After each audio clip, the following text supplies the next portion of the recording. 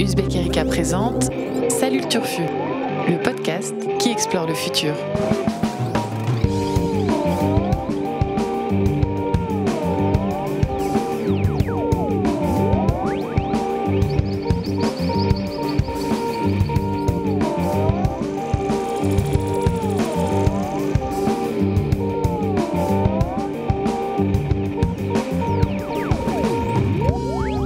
Salut à toutes, salut à tous et surtout salut le Turfu. Alors vous connaissez la formule, Salut le Turfu, c'est le podcast dans lequel la rédaction d'Uzbek Erika explore l'actualité du futur et traque ce que des actualités pas forcément très turfues au premier regard impliquent en fait pour les générations futures.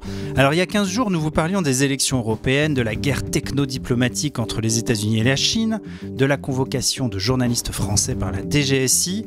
Eh bien aujourd'hui, c'est une émission garantie sans Europe qu'on vous a concoctée. Au menu, encore une forte coloration asiatique puisque nous allons discuter ensemble de 3 sujets que je vais vous présenter très brièvement dans les prochaines secondes. D'abord, des manifestations massives qui agitent Hong Kong depuis plusieurs jours pour protester contre un projet de loi d'extradition vers la Chine.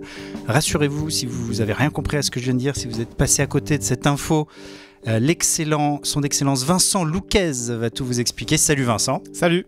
Ensuite, on va décrypter le refus de la Chine, décidément beaucoup de Chine au sommaire de ce podcast, et de la Malaisie de devenir la poubelle du monde. Les 2 pays ont décidé de renvoyer les déchets plastiques qu'elles reçoivent à l'envoyeur. Et c'est son Altesse Annabelle Laurent qui nous présentera les enjeux de cette guerre des déchets. Salut Annabelle. Salut Blaise. Et enfin, on traversera le Pacifique, destination New York, où Uber a décidé de lancer une nouvelle offre baptisée Ubercopter. Oui, vous avez bien entendu, Ubercopter, parce qu'Uber lance donc un service de location d'hélicoptères. Alors après les VTC, l'heure est-elle venue pour les HTC, les hélicoptères de transport avec chauffeur? C'est son éminence Lila Megrawa qui tranchera la question. Joli. Salut Blaise. Salut Lila. Mais donc on va commencer tout de suite avec son excellence Vincent Louquez. Vincent, que se passe-t-il à Hong Kong? Ou comme dirait notre ami Donald Trump, What the hell is going on? Eh bien oui, grand chambellan Blaise Mao, puisque nous avons maintenant de nouveau... Oui, vous avez chacun votre petit titre de noblesse. Je pense que grand chambellan te scie à merveille. Figure-toi qu'une marée blanche a envahi Hong Kong dimanche 9 juin. Une marée blanche parce que les manifestants étaient habillés de t-shirts et d'habits blancs. 1 million de manifestants dans les rues de Hong Kong, 240 000 selon la police, évidemment beaucoup moins. Les chiffres sont difficiles à vérifier exactement, mais ce serait la plus importante manifestation sur l'île depuis la rétrocession de Hong Kong à la Chine, donc en 1997. Pour donner une ordre d'idée de l'ampleur des manifestants, il faut savoir que la population totale à Hong Kong, c'est 7 millions de personnes. D'accord. Donc jusqu'à une personne sur 7 a manifesté dans les rues hongkongaises le dimanche 9 juin. C'est une marche qui était pacifique, même s'il y a eu quelques heures après minuit entre les forces de l'ordre et les manifestants qui voulaient s'approcher du Parlement hongkongais.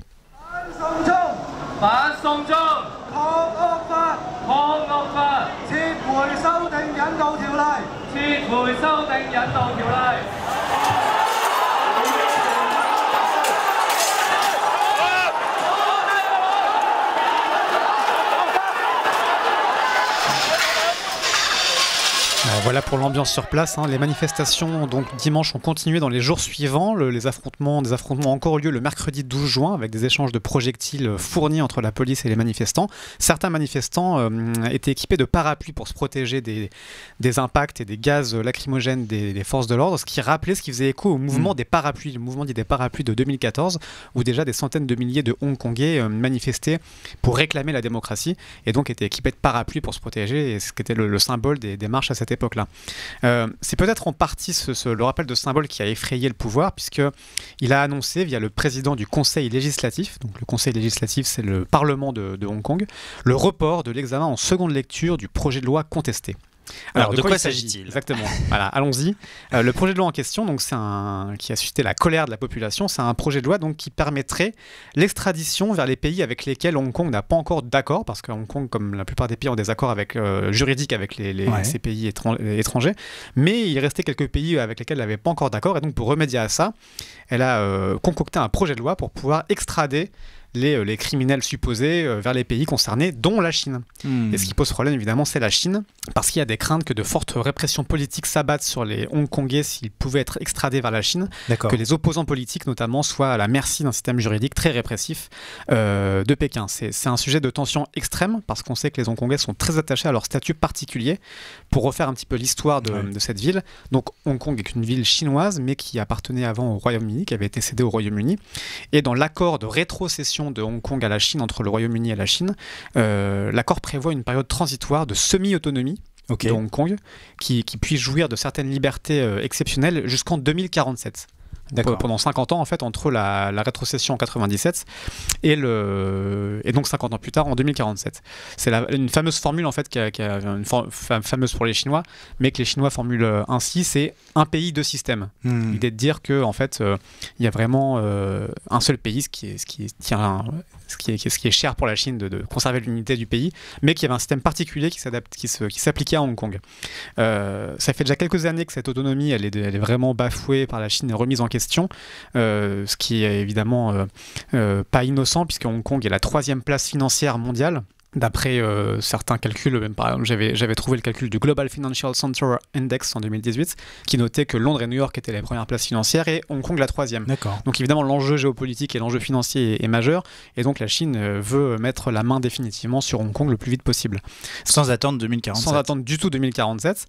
Il y a déjà eu récemment plusieurs éditeurs dissidents chinois et un milliardaire aussi très critique envers Pékin qui ont disparu à Hong Kong et qui ont subitement réapparu dans des centres de détention en Chine continentale.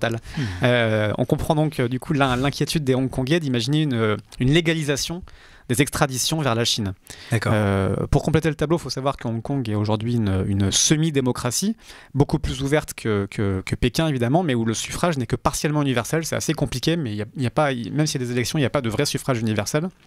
Et la chef de l'exécutif hongkongais s'appelle Carrie Lam, qui est pro-Pékin, qui est soutenu par Pékin et qui a été non pas élu mais désigné par un collège électoral de 1200 personnes, c'est assez restreint en 2017, et donc désigné avec une forte évidemment influence et mainmise de Pékin sur la politique hongkongaise. Carrie Lam a fait quelques concessions depuis le début du mouvement, donc dimanche dernier, a notamment promis qu'une clause devrait être respectée par les pays qui recevraient des criminels, une clause pour que les juridictions respectent les droits humains en cas d'extradition. Ce qui évidemment a été jugé peu crédible par les opposants qui ne sont pas du tout satisfaits de cette annonce. Et Carrie Lam aujourd'hui se retrouve un petit peu coincée en fait quand on lit les avis des commentateurs, parce qu'il y a d'un côté Pékin qui évidemment serait très mécontent si elle continuait à reculer, à faire des concessions, et de l'autre donc cette pression populaire qui appelle à vraiment renoncer à ce projet.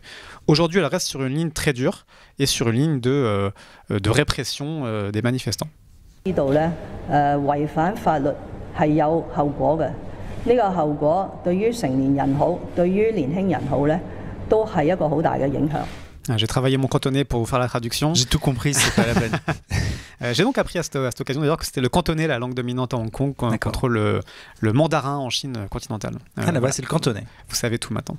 En substance, elle disait donc tout le monde doit être conscient que contrevenir à la loi aura des conséquences, que ce soit pour les jeunes ou pour les adultes, les conséquences seront sévères. Donc elle n'est pas du tout sur une ligne d'apaisement affichée. On ne sait pas en fait jusqu'à quand sera reportée cette deuxième lecture du projet de loi qui était normalement prévue pour le mercredi 12 juin, sachant qu'on enregistre ce podcast le mercredi 12 juin. Mais le vote initialement définitif de la loi était prévu pour le 20 juin. Donc c'est un timing assez resserré, et qui reste aujourd'hui en suspens. Est-ce que c'est un mouvement historique? Alors, est-ce que c'est historique ou anecdotique? Il y a des éléments qui font pencher la balance dans le camp de l'anecdotique. D'abord parce que Pékin est sur une dynamique, on l'a vu, d'emprise progressive assez inéluctable sur Hong Kong, et on voit mal le géant chinois renoncer à cette prise en main, et on sait que la Chine est très très à cheval sur les questions de souveraineté, et donc on ne voit pas les choses s'inverser facilement. On peut aussi noter que le mouvement des parapluies dont je vous ai parlé en 2014 a été un échec malgré les centaines de milliers de manifestants qui ont manifesté pendant plusieurs semaines en septembre et octobre 2014, et malgré ces marches, malgré la violence aussi de la répression et la conviction des protestants, qui voulait en fait instaurer un vrai suffrage universel. Ça a été un échec, ils l'ont pas obtenu. La censure de la presse a continué de progresser à Hong Kong, ainsi que l'intimidation et la répression des opposants politiques. Donc tout ça plaide finalement pour un mouvement qui pourrait subir le même sort et ne pas être autre chose qu'un soubresaut anecdotique, mais ça pourrait aussi être historique, et je vais défendre l'historique. Je te reconnais bien là à déminer les arguments de l'opposition oui. pour vicieusement amener les tiens. Non mais comme je suis très honnête, je pèse le pour et le contre, mais malgré tout je pense que c'est quand même historique d'abord par le nombre, parce que je vous le disais, le nombre est a priori historique déjà en soi. Il n'y avait qu'un exemple comparable d'après ce que j'ai pu lire et trouver, c'était une marche en 2003 avec plus de 500 000 manifestants dans la rue aussi pour un mouvement de démocratisation de Hong Kong, quand on compare en fait aux marches qui ont lieu à Hong Kong depuis la rétrocession. Parce qu'il y a eu des marches massives, notamment en 89 au moment de la répression sur la place Tiananmen en Chine, où là, Hong Kong étant sous domination anglaise, ils pouvaient manifester comme ils voulaient, et ils avaient extrêmement été nombreux à manifester en soutien des manifestants de la place Tiananmen en 89. Mais depuis 97, pile 30 ans. Voilà, c'est ça, un bel anniversaire. Mais en tout cas, depuis que c'est plus anglais, britannique, ce serait déjà historique par le nombre de manifestants, et puis c'est historique aussi parce que ça peut durer dans le temps et prendre de l'ampleur. Cette marche bénéficie de nombreux soutiens, notamment économiques, des milieux économiques. Il y a eu des appels à la grève dans les aéroports, de chauffeurs de bus, plus de 1000 entreprises locales aussi, ainsi que les syndicats étudiants et enseignants se sont joints au mouvement. Et puis moins évident, les milieux d'affaires qui sont traditionnellement pro-Pékin auraient aussi été tentés de rejoindre le mouvement, en tout cas de critiquer cette loi, parce qu'ils auraient peur eux-mêmes d'être extradés, concernés par les procès pour corruption notamment, quoi. Donc il y a beaucoup de soutien en interne, il y a aussi des soutiens en externe, des multinationales qui ont soutenu le mouvement directement en accordant leurs salariés de ne pas travailler le mercredi ou de télétravailler le mercredi 12 juin. Plus étonnant, l'Église catholique a aussi appelé au retrait du projet de loi, ce qui n'est pas anecdotique parce que Carrie Lam, la chef de l'exécutif hongkongais, se dit fervente catholique. D'accord. Donc peut-être qu'elle sera influencée par la voix du Seigneur, on attend de voir la suite. Et puis pour finir, il y a aussi l'Union européenne et les États-Unis qui ont exprimé leurs réserves sur ce projet de loi. C'est pas sûr que ça aide beaucoup la Chine à revoir sa position, parce qu'on l'a sait très intransigeante et très énervée quand il s'agit d'ingérence étrangère sur son territoire. Mais malgré tout, voilà, c'est ce côté surprenant, inattendu des protestations et son ampleur me rendent étrangement optimiste. Et j'ai envie de dire que ce mouvement va apporter un souffle démocratique sur cette partie du monde. Alors, est-ce qu'Annabelle et Lila sont influencées par la voix du Seigneur ? Je ne sais pas, mais elles sont peut-être influencées par la voix de Vincent Louquez. Ce qui est déjà beaucoup. Est-ce que c'est historique ou anecdotique ? Que Vincent soit optimiste, ça c'est historique. Déjà, c'est vrai. On est tous d'accord. Je n'irai pas jusqu'à dire que la voix de Vincent est celle du Seigneur.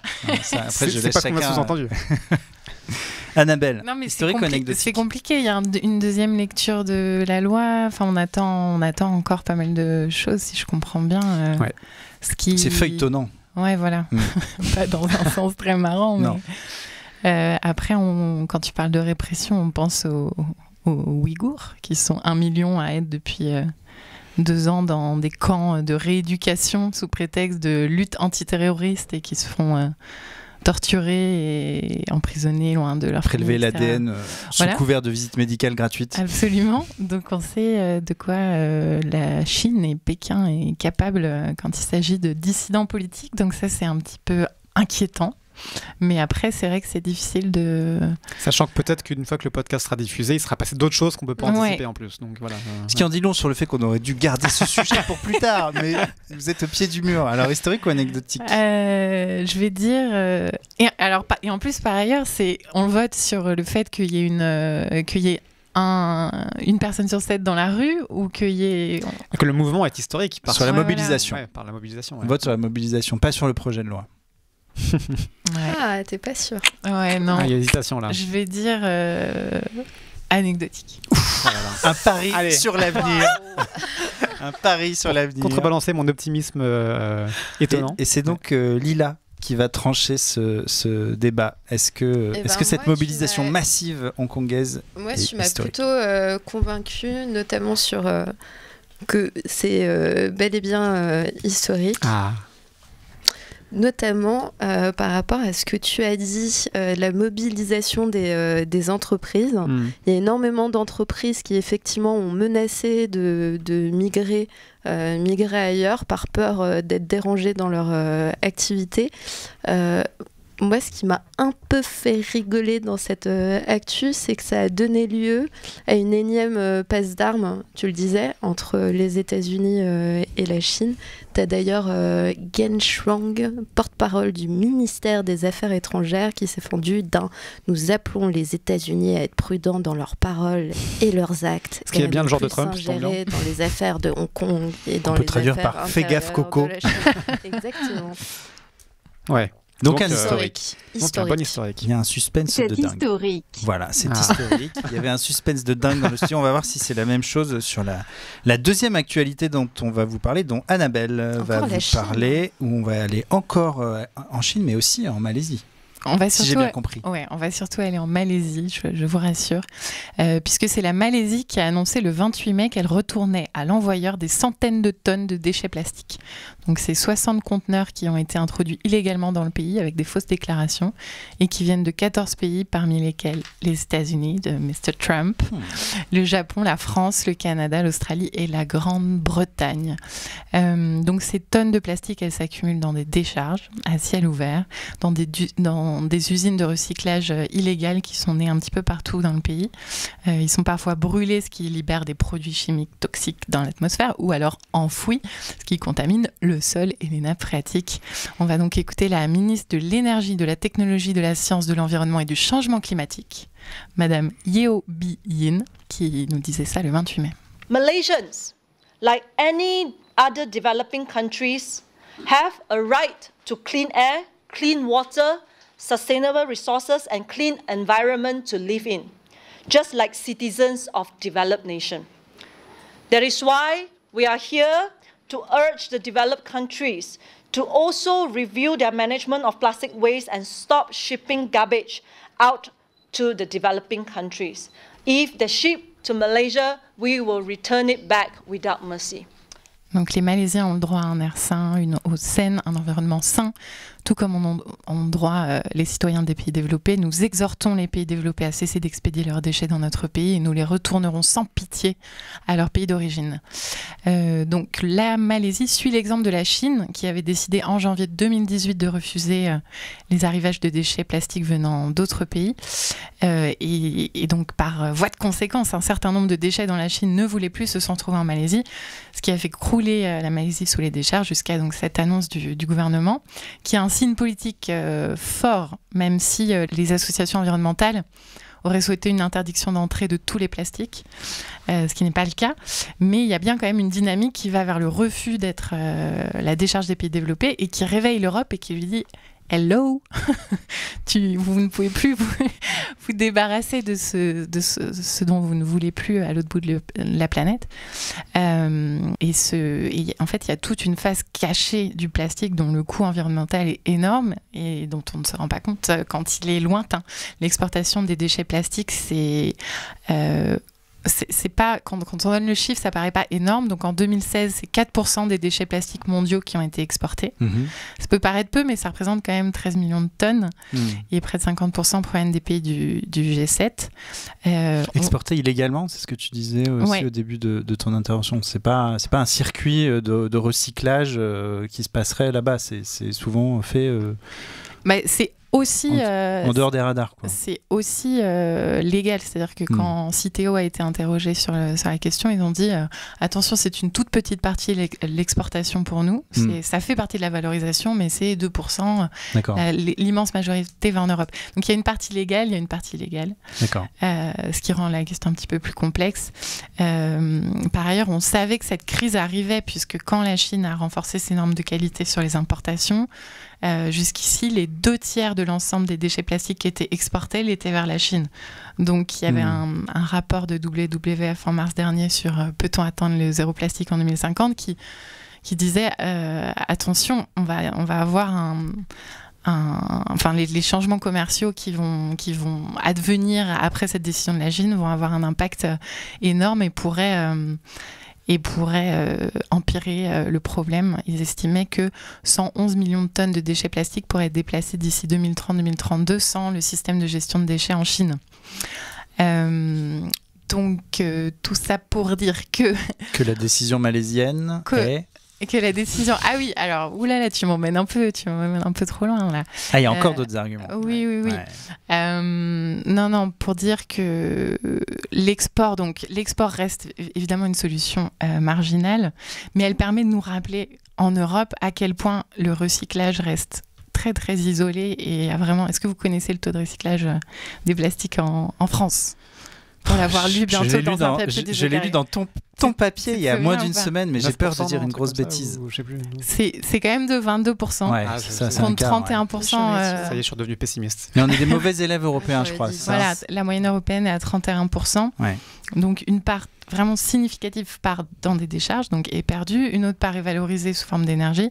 Mais on a ce chiffre de 22% qui fait que tu te dis que tu fais à peu près, t'es à peu près quelqu'un de bien quand tu lâches ton plastique dans le bac jaune, mais ça ne peut évidemment absolument pas suffire vu l'ampleur de la crise dont on est vraiment en train de se rendre compte, sachant que la production mondiale de plastique est en hausse.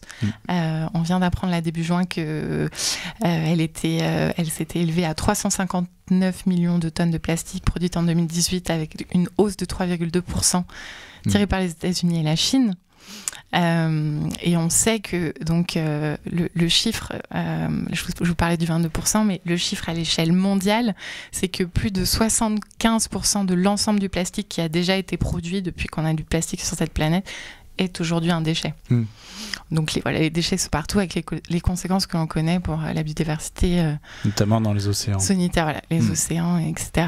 Donc les choses changent. La France a interdit les sacs en plastique en juillet 2016. L'Europe a jusqu'à 2021 pour interdire les plastiques à usage unique, donc les gobelets, les cotons-tiges, les pailles, les couverts, les assiettes en plastique.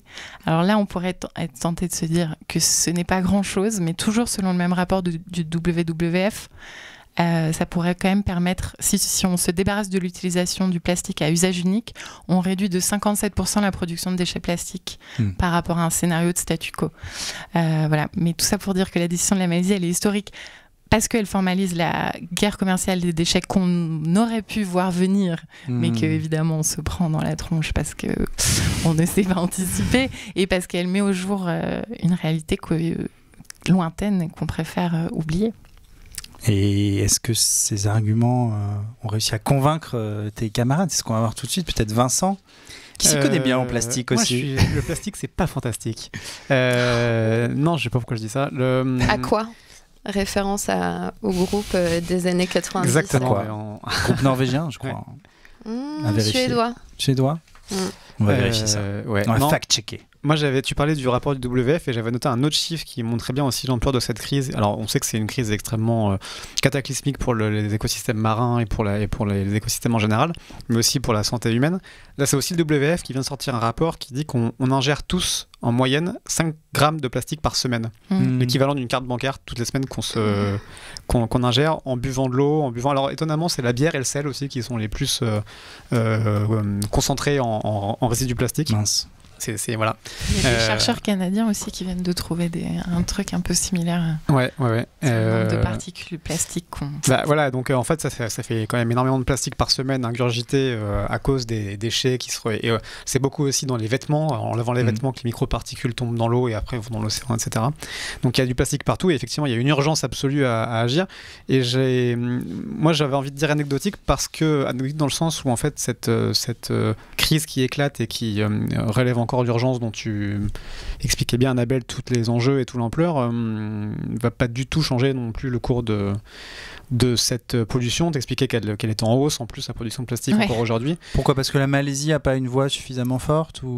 Ouais, parce que en fait, c'est que 4% des déchets qui sont là-bas et que le système global de pollution plastique n'est pas du tout en train, à mon sens, de s'infléchir. Ouais. Donc j'ai envie de dire un espèce d'anecdotique d'alerte. Sur le fait qu'on n'est pas du tout encore... Ça fait longtemps qu'on n'avait pas qualifié.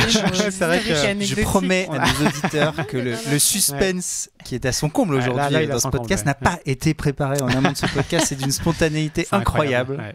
Et une fois encore, c'est Lila qui va avoir le dernier mot puisque ma voix ne compte pas. Moi, je vais trancher.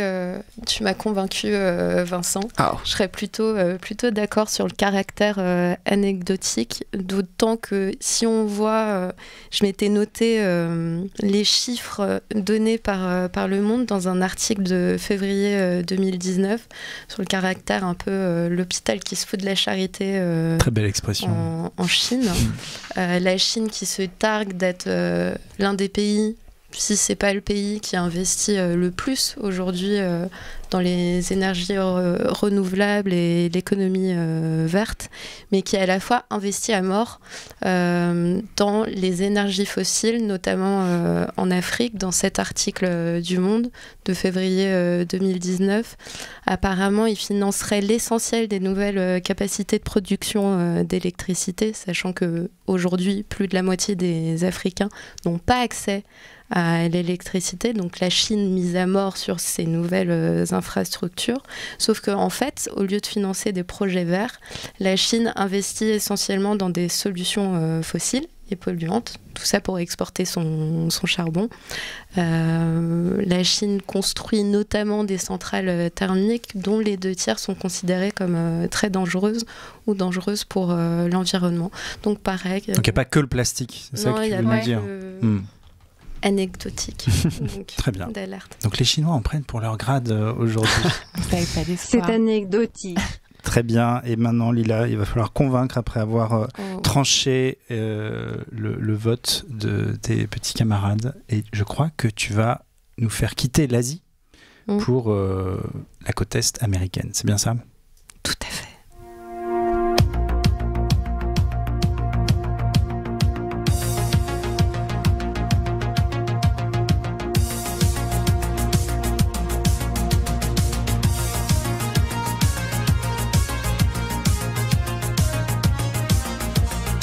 Les voitures volantes ne sont plus un rêve, il s'appelle Ubercopter. Alors Uber, on vient d'entendre le générique de Supercopter. Je pense que les enfants des années 90 reconnaîtront ce générique de cette superbe série américaine dont le héros était un pilote d'hélicoptère. Donc Uber a annoncé le 5 juin dernier le déploiement d'un nouveau service, un service d'hélico qui devrait assurer dès juillet et qui devrait assurer en fait la liaison entre le bas Manhattan et l'aéroport JFK à New York en 8 minutes. Alors pour autant, pas de quoi trépigner. La mobilité du futur, selon Uber, c'est d'abord une mobilité pour Nancy. Ce gain de temps pour les New-Yorkais qui souffrent plutôt de bouchons infernaux pour équivalent. Le même trajet en voiture demande entre 1 et 2 heures, donc en voiture. Et donc ce trajet via Ubercopter devrait coûter la bagatelle de 200 à 225 $ par personne et sera évidemment soumis à l'offre et la demande, donc un prix qui ne sera en aucun cas fixe. Donc dans ce lancement de service, on le sent, Uber essaye de préempter après les routes terrestres, les routes aériennes. On peut déjà, rappelons-le, réserver une berline, une voiture, mais aussi un vélo électrique, Jump, qui est une start-up qui a été rachetée par Uber. Uber a également investi dans le service de trottinette électrique Lime. Donc on peut déjà, sur sa plateforme, du moins aux États-Unis, réserver des trottinettes Lime. Plus encore, Uber a annoncé en début de cette semaine, donc le 11 juin dernier, lors de sa conférence Uber Elevate, le lancement d'ici 2023 d'un service de taxi volant Uber Air. Donc ça devrait être... ils ont dévoilé les dessins, ça devrait ressembler à des espèces de croisées de petits avions et hélicoptères avec des hélices. Les premiers vols d'essai sont prévus en 2020 à Melbourne et à Los Angeles. Et pareil, le vol devrait consister dans un premier temps, ça devrait être des transferts entre les aéroports de Melbourne et les différents centres commerciaux. Donc a priori, c'est plutôt pensé pour les gens qui dépensent. Alors Uber se diversifie, teste toujours autant après des années. Elle va pourtant fêter cette année ses 10 ans d'existence. Bon anniversaire Uber. Ouais, bon anniversaire Uber, qui, rappelons-le, est une entreprise qui ne rapporte toujours pas d'argent. Uber a au premier trimestre 2019 encore perdu $1 million. Elle est entrée en bourse en mai dernier avec une valo de $100 milliards avant de chuter dès le premier jour à 60.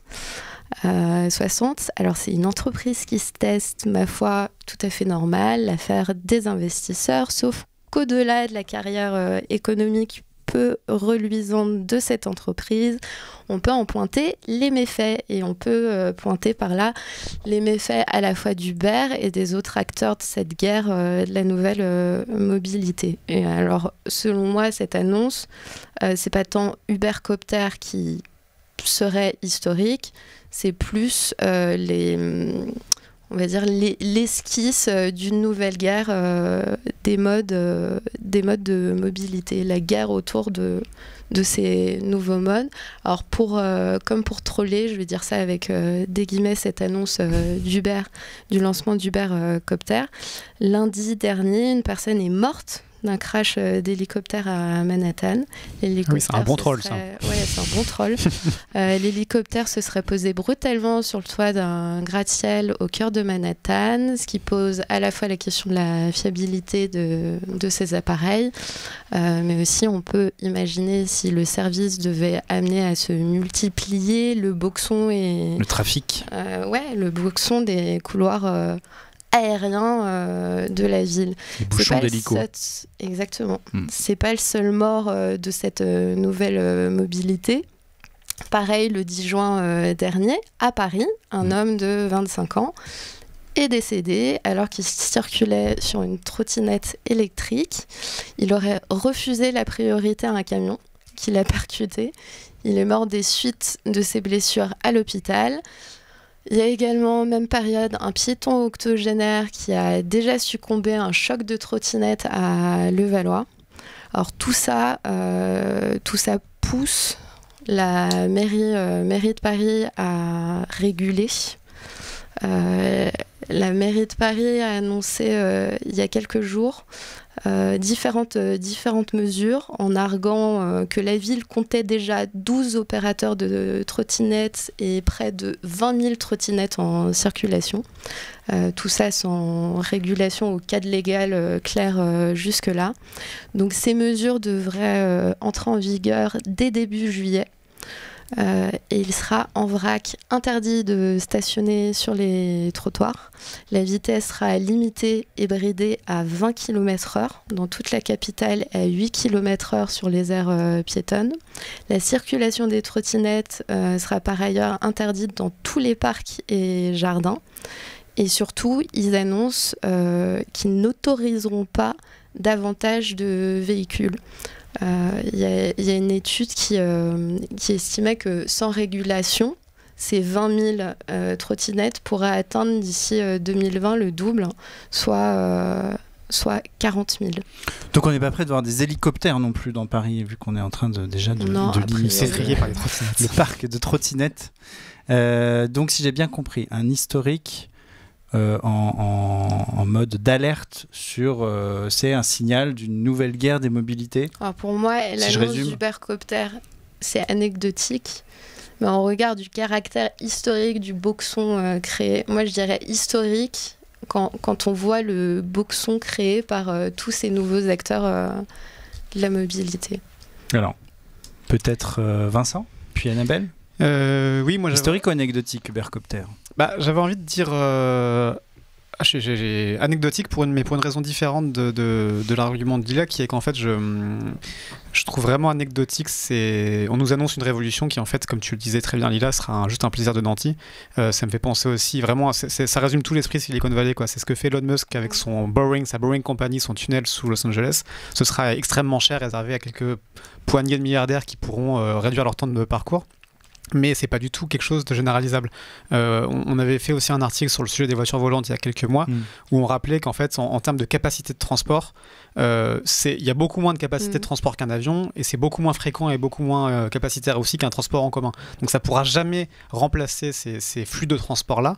À l'époque, on avait parlé d'une étude du cabinet Gartner qui parlait, lui, carrément de joujou pour millionnaires, parce qu'en prenant l'exemple de Mexico, qui est une cité de 21 millions d'habitants, ils avaient calculé qu'on pouvait au maximum avoir une capacité de 200 000 vols par jour de taxi volant, ce qui équivalait à 1% du besoin de déplacement de la ville. Donc vraiment, c'est quelque chose pour moi d'anecdotique, au sens où en fait on sait déjà faire des voitures volantes, ça s'appelle des hélicoptères, et c'est réservé à des gens très riches qui ont les moyens de l'utiliser, quoi. Et c'est pas très safe. Et c'est pas très apparemment. Safe en plus. Non, c'est pas safe. Donc anecdotique. Ouais. Annabelle? Oui, moi, c'est la succession de morts que tu nous as annoncé. Ouais, c'est pas très fair-play. C'est un peu une manière d'acheter les votes de manière glauque. Je peux parler des nouveaux précaires aussi. Hein, et encore, c'était que les trottinettes. Oui, c'est ça. Ouais. Donc, bien sûr, je reconnais l'ampleur du boxon, comme tu qui tous les jours me rend folle. Mais je vais quand même dire anecdotique pour l'hélicoptère, mais ça, je crois qu'on est tous d'accord. On est d'accord. Mais aussi j'ai l'impression que, comment dire, on ne cesse de nous annoncer une révolution des mobilités douces, etc., qui ne vient pas réellement, et quand elle arrive... Enfin là, tu vois, elle est chaotique, quoi. Il y a eu 1, 2, 3, 4, maintenant 10 ou 12 sociétés de trottinettes. Maintenant, on va descendre à 2. Enfin, quelle est la prochaine étape? Donc, j'ai l'impression qu'on est dans un cercle infernal. Tout ça n'est pas piloté, quoi. Ne semble pas... Ah, mais c'est ce que je te disais. Moi, j'aimerais qu'il y ait une trottinette développée par la mairie de Paris. Enfin, qui aurait été encadrée, même si ça avait pris... 1 an ou 2 ans de plus, quelle est l'urgence quand tu vois le gâchis que tous les déchets que créent les trottinettes qui sont complètement hors d'usage et qui vont à nouveau disparaître et être envoyés à la casse. Et qui créent de la précarité avec les gens qui les ramassent et qui ne gagnent pas grand-chose en les juiceurs. Voilà, les juiceurs en les Tu fais bien souligner les question des déchets. Annabelle, il y a des photos incroyables de décharge de vélos en libre-service en Chine, parce que les 3/4 des compagnies pareilles de vélos en libre-service qui étaient la mode avant la trottinette ont fermé. Il y a des montagnes hallucinantes de vélos dans des décharges comme ça, c'est affligeant. Ouais. Je crois que le verdict est clair. C'est anecdotique. C'est anecdotique et c'est déjà l'heure de se quitter. Et oui, c'est dommage. On aurait bien continué à faire une petite revue de presse. C'était cool. On a parlé de décharge de trottinettes, on a parlé de déchets plastiques. On a appris qu'on parlait cantonais à Hong Kong et surtout on a fêté les 10 ans du beurre à notre façon. On continue évidemment à explorer le futur. Salut Turfu revient bientôt. Continuez à nous écouter, continuez à nous liker, à nous commenter. On vous aime et à bientôt.